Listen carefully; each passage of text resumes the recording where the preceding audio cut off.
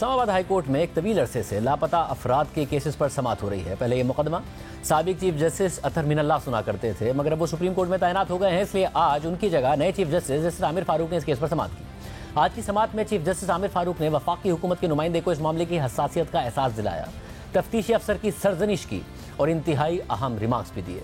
जियो news के नुमाइंदे उवैस यूसुफ़ज़ई के मुताबिक आज समाअत के दौरान मुदस्सिर नारो की वालदा की तरफ से उनकी वकील ईमान मज़ारी ने तवज्जो दिलाई कि वज़ीर आज़म ने इस अदालत में पेश होकर यकीन दहानी कराई थी। वज़ीर आज़म की जानिब से आज रिपोर्ट अदालत में पेश की जानी थी, तो एडिशनल अटॉर्नी जनरल ने जवाब दिया कि काबीना ने एक कमेटी तश्कील दी थी जिसकी मीटिंग्स भी हुई थी। तो जस्टिस आमिर फारूक ने उनसे कहा कि मीटिंग्स तो होती रहती हैं, नतीजा क्या निकला? तो एडिशनल अटॉर्नी जनरल ने जवाब दिया कि आज़म नज़ीर तारड़ के इस्तीफे के बाद कमेटी गैर फाल हो गई है।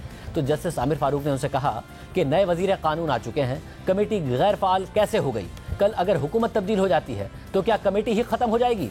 साबिक चीफ जस्टिस सुप्रीम कोर्ट चले गए तो क्या अब ये केस खत्म हो जाना चाहिए? अगर कुछ नहीं करना तो बता दें, इन केसेस को वैसे ही खत्म कर देते हैं।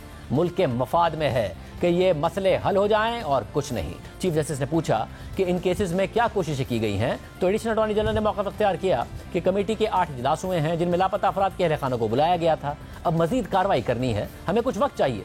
चीफ जस्टिस आमिर फारूक ने निमाज दिए कि ये सारे केसेस 2-2 साल से ज़ेर इल्तवा हैं, आपको और कितना वक्त चाहिए? पता नहीं रोना चाहिए या हंसना चाहिए। इस मौके पर एक और लापता शहरी के वकील कर्नल रिटायर्ड इनामुर रहीम ने मौका इख्तियार किया कि ये 10 बार वक्त मांग चुके हैं, वज़ीर आज़म एग्जीक्यूटिव ऑर्डर पास करें। 450 अफराद के प्रोडक्शन ऑर्डर जारी हो चुके हैं, उन पर अमल होना चाहिए। फिर चीफ जस्टिस ने एडिशनल अटॉर्नी जनरल से कहा कि ब्यूरोक्रेसी वाला काम ना करें, पोजीशन पावर सब छोड़ें, इंसान बनकर सोचें कि किसी का भाई या बेटा ना मिले तो क्या होता है, हमारा अपना कोई लापता हो जाए तो हम खुद कैसा महसूस करेंगे?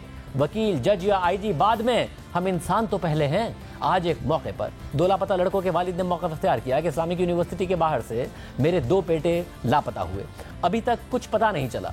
तो चीफ जस्टिस आमिर फारूक तफ्तीशी अफसर पर सख्त बरहम हो गए और उनकी सरजनिश करते हुए सवाल किया कि आपने क्या तफ्तीश की है? क्या आप तफ्तीश के अहल भी हैं? जो 2 फूल लगाए हुए हैं, क्या इसके अहल भी हैं? इसके बाद चीफ जस्टिस ने समाअत मुलतवी कर दी और आइंदा समाअत के लिए ये तमाम केसेस 2 रुकनी बेंच को मुंतकिल करने की हिदायत कर दी है। इस मामले का अफसोसनाक पहलू यह है कि एक तवील अरसे से लापता अफराद के अहले खाना इस्लामाबाद हाई कोर्ट से अपने प्यारों की बाजियाबी की उम्मीद लगाए बैठे हैं। मुसलसल समातें हो रही हैं। इस अरसे में हुकूमत बदल गई, 2 वज़ीर आज़म बदल गए, दोनों ने अपने अपने दौर में इस्लामाबाद हाई कोर्ट में यकीन दहानियाँ कराई। साबिक वज़ीर आज़म इमरान खान अदालती हिदायत पर मुदस्सिर नारो की वालदा और बच्चे से मिले।